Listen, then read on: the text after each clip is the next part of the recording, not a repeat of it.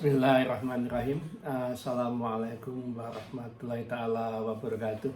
Alhamdulillah teman-teman sekalian, hari ini saya ingin berbagi cerita. Beberapa hari yang lalu ada teman kita, dia kebingungan tentang hal apa yang terjadi di dalam dirinya. Saat itu dia sholat malam atau tahajud. Namun begitu setelah selesai tahajud dan habis membaca mengaji, itu tubuhnya kedinginan, tubuhnya dingin sekali, menggigil sampai nggak karuan, sampai giginya gemetar begitu. Dia kebingungan ada apa di dalam dirinya. Padahal lingkungannya nggak dingin, gitu. Biasa saja lah, standar ya.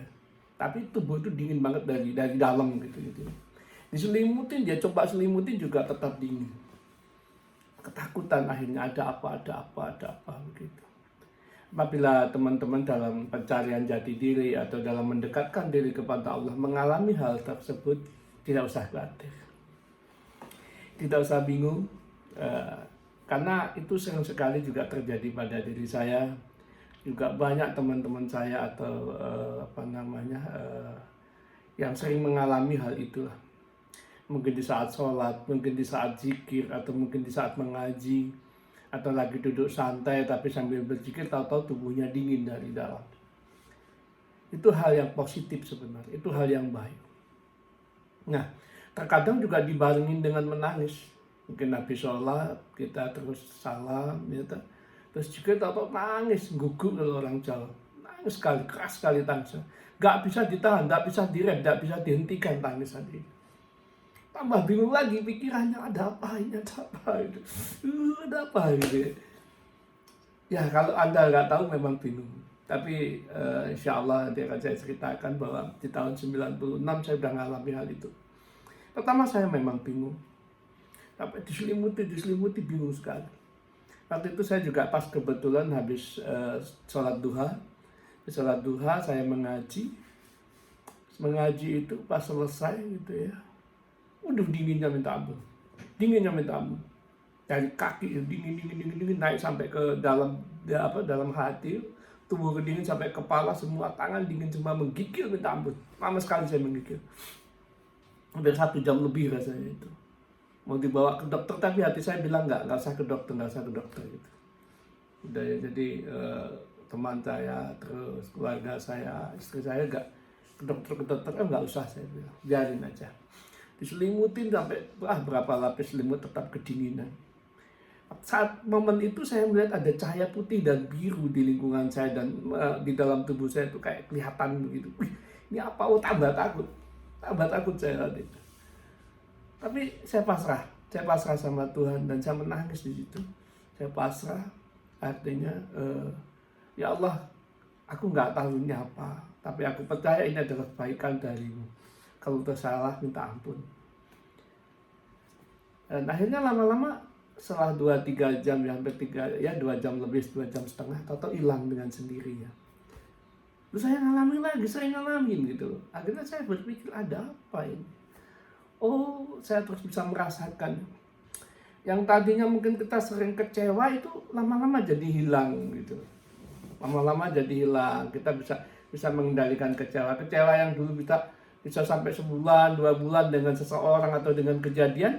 Setelah itu kecewanya paling 2-3 hari udah selesai, udah nggak kecewa lagi. Mungkin 1 hari udah. Sekarang malah paling 1-2 jam kecewa saya udah hilang. Nah, ini ada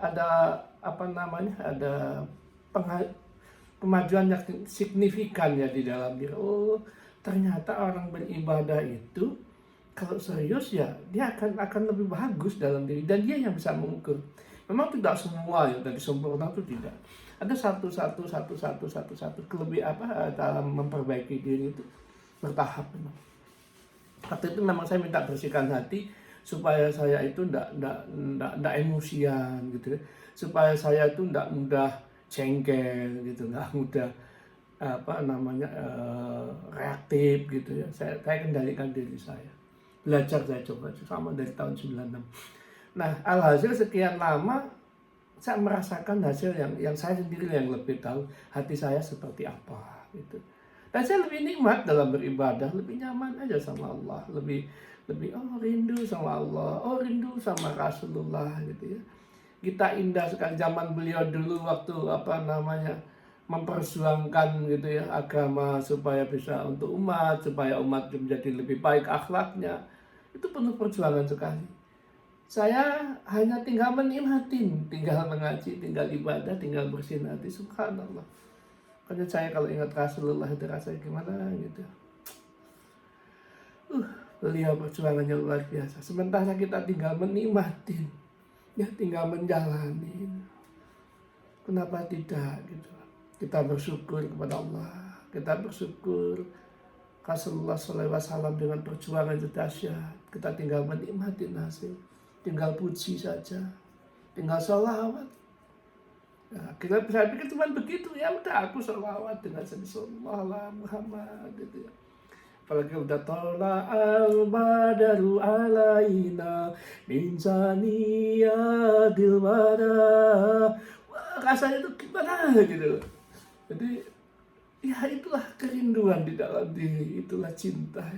Jadi kita yang bisa merasakan cinta kepada Rasulullah, kita yang bisa merasakan cinta kepada Allah.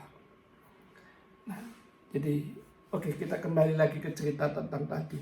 Nah, beberapa hari yang lalu ada teman saya agak ya, dari di suatu kabupaten di Temanggung ya, di Jawa Tengah. Nah, saya tidak sebut namanya. Dia juga merasakan habis sholat malam itu kedinginan, sampai ketakutan, akhirnya konsultasi sama kami. Gimana ini Gus? Oh enggak apa-apa, santai aja, relax. Malah sujud syukur kepada Allah. Boleh jadi rasa dingin itu adalah wujud cinta Allah kepadamu. Boleh jadi adalah ukuran kamu mencintai Allah. Dan boleh jadi itu adalah alat cara membersihkan dirimu. Itulah anugerah dari Allah. Karena Allah itu ada asma Allah yang bernama Ar-Rahman, Ar-Rahim, Al-Malik, Al-Qudus, As-Salam. Al-Qudus itu Allah yang mau mensucikan. As-Salam itu Allah yang mau menyelamatkan. Semua skenario Allah, semua kehendak Allah. Boleh jadi dengan cahaya yang sampai rasakan, sampai tubuhnya sampai kedinginan. Boleh jadi. Nah, kalau saya meyakini Allah sedang membersihkan hatimu dan Allah sedang menyelamatkan dengan cara membersihkan hatimu. Ya alhamdulillah teman kami itu akhirnya puas, lega, enteng. Sehingga tidak takut lagi, berani lagi sholat malam. Karena momentum untuk mendapatkan itu juga tidak bisa setiap saat. Bukan kehendak kita. Bukan karena imajinasi kita atau struktur pikiran kita untuk mendapatkan energi itu, tidak.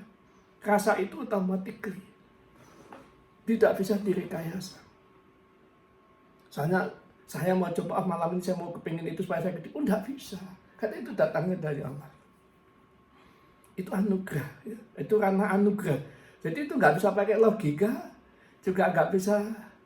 Ya hanya kita bisa rasakan dengan anugerah itu. Inputnya ada energi yang masuk dalam diri. Kalau dalam agama Islam itu namanya cahaya atau nur Muhammad.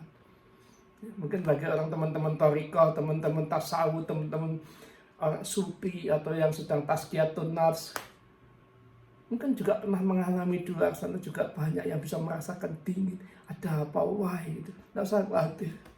Itu adalah anugerah dari Allah.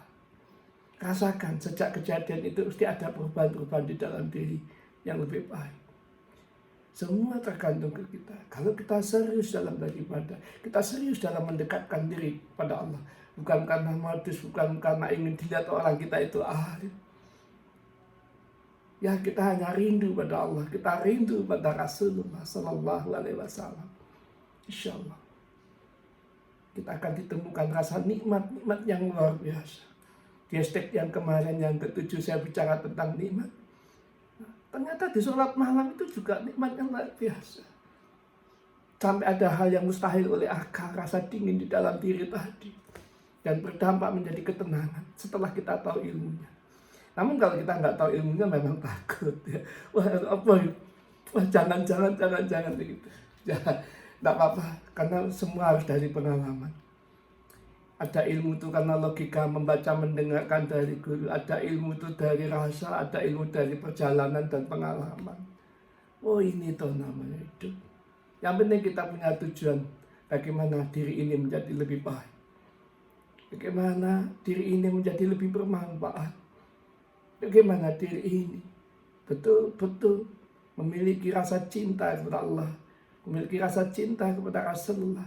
yang outputnya tentu memiliki cinta kasih di dalam keluarga, yang outputnya tentu memiliki cinta kasih di dalam lingkungan kita. Dan semua itu adalah rahmat dari Allah Subhanahu wa Ta'ala. Indah sekali teman-teman. Apabila kita menemukan nikmat dalam beribadah, apabila kita menemukan nikmat dalam kehidupan ini, semua derita akan hilang. Dahsyat sekali nikmat itu. Oleh sebab itu jangan lupa, temukan nikmat di dalam kehidupan. Temukan nikmat di dalam beribadah. Temukan nikmat di dalam ketulusan. Sadari, itulah substansi kehidupan, rasa damai dalam diri. Tanpa kedamaian sia-sia, percuma hidup, menderita. Saya pun sering menderita. Tapi setelah saya memahami bagaimana supaya derita ini hilang, temukan nikmat di dalam diri. Jangan pikiran kita ikat dengan derita-derita. Lepaskan pikiran ini, temukan rasa hati bersama Allah dan bersama Rasulullah Sallallahu Alaihi Wasallam. Itu yang saya rasakan dalam menemukan nikmat, dalam menikmati hidup. Agar apa? Agar kita tidak dibebani oleh derita-derita, agar kita tidak terjebak di pulau kebingungan, agar kita tidak kelelahan di dalam menjalani hidup ini. Dalam kesadaran penuh, pikiran kita tidak kita ikat dengan derita, kita bebaskan dengan derita, hati kita akan naik. Nyambung rasa kata ojo. Kali jagat. Rasa sendi, rasa yang seperti apa? Rasa kepada Allah. Allah yang maha memberikan kasih sayang. Allah yang maha membersihkan pikiran kita. Allah yang membersihkan hati kita. Dan Allah yang maha menyelamatkan. Sadari itu. Bukan untuk protes sama Allah. Tidak akan pernah selesai kalau kita protes kepada Allah. Tambah cerita. Lepaskan pikiran ini, terimalah kasih sayang Allah. Dan mensyukuri apa yang telah kita terima saat ini. Disitulah maka kita akan dinaikkan derajatnya, yaitu manusia yang bisa mensyukuri nikmat dari Allah Subhanahu wa Ta'ala. Setiap hari kita harus ingat tentang suratul Ar-Rahman. Banyak sekali nikmat yang diberikan pada Allah. Dan kita harus selalu menjaga agar kita tidak terjebak orang-orang yang mendustakan nikmat Allah. Karena di dalam surat Ar-Rahman selalu dipertanyakan, ditanya, Pabi ayi ala irabikum tukadiba. Nikmat Tuhan mana lagi yang kamu dustakan? Semoga kita tidak termasuk orang-orang yang mendustakan nikmat, tetapi kita orang-orang yang selalu mensyukuri nikmat dari Allah. Saya dan Anda tentu berharap itu semua. Yuk kita sama-sama kembali ke dalam diri kita masing-masing untuk menemukan nikmat bersama Allah, untuk menemukan nikmat bersama Rasulullah Sallallahu Alaihi Wasallam. Subhanallah. Semoga cerita saya ini bisa membawa manfaat teman-teman, para pencari, para perindu kepada Allah, para perindu kepada Rasulullah Sallallahu Alaihi Wasallam,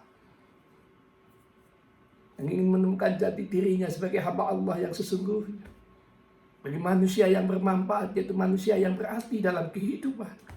Bukan manusia yang selalu bingung atau manusia yang selalu protes. Tapi manusia yang penuh kebaikan, manusia yang penuh kedamaian, manusia yang penuh arti.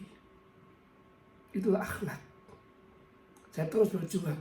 Mari teman-teman kita berjuang bersama. Menciptakan akhlak kita masing-masing. Tidak ada keberhasilan tanpa perjuangan. Tidak ada perubahan atau pertolongan tanpa ketulusan.